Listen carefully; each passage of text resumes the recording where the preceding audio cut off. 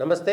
మనతో పాటు Bharatiya Janata party SC Morcha రాష్ట్ర అధ్యక్షుడు కొప్పు భాష గారు ఉన్నారు. తెలంగాణలో ఎంఆర్పిఎస్కి సంబంధించినటువంటి ఒక కీలకమైనటువంటి ప్రకటన సాక్షాత్తు భారత ప్రధాని నరేంద్ర మోడీ హైదరాబాద్లో భారీ బహిరంగ సభ ద్వారా ఒక విస్పష్టమైనటువంటి హామీ ఇచ్చారు. ఆ హామీకి సంబంధించినటువంటి ఫలితాలు బీజేపీ సొమ్ము చేసుకోలేకపోయిందా, లేదంటే ప్రజలు నమ్మలేదా? ఈ అంశాలపై మాట్లాడి అడిగి తెలుసుకుందాం. నమస్తే భాష గారు. అసలు ఒక ప్రధానమంత్రి మోడీ ఒక ఎంఆర్పిఎస్ విశ్వరూప సభకు రావడం అనేటువంటిది చాలా పెద్ద విషయం. అందులో స్పష్టమైనటువంటి హామీ ఇచ్చారు, నేను మీకు అండగా ఉంటానటువంటిది. అంటే రాష్ట్రంలో ఉన్నటువంటి దళిత సామాజిక వర్గాలు దాన్ని రిసీవ్ చేసుకోలేకపోయిందా?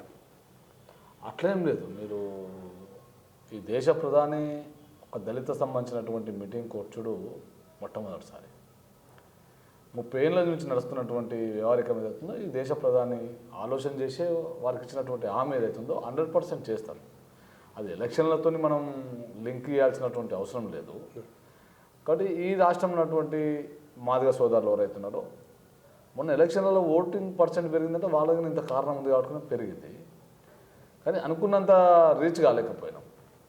అది ఏదేమైనప్పటికీ రాబోయే రోజుల్లో ఖచ్చితంగా ఈ దేశంలో నరేంద్ర మోడీ గారు ప్రధానమంత్రి మళ్ళీ కావడానికే ఈ రాష్ట్రంలో వాళ్ళు ఉపయోగపడతారని చెప్పేసి నేను భావిస్తూ ఉన్నాను. ఒకటి, మొన్న పెట్టినటువంటి మీటింగ్ ఏదైతుందో కొద్దిగా ముందు పెడితే ఇంకా వేరే తిరిగే వాతావరణం ఉంటుండే. అప్పటికైనా 8 సీట్లు గెలిచినాం. 8 సీట్లు గెలిచినామంటే ఈరోజు దళితులు ఓట్లు వేయకుంటే 8 సీట్లు ఎట్లా గెలుస్తాం? తర్వాత 19 సీట్లలో సెకండ్ ప్లేస్ వచ్చింది భారతీయ జనతా పార్టీ. కాబట్టి దళిత సమాజం వేయకుంటే నీకు ఇంపాసిబుల్.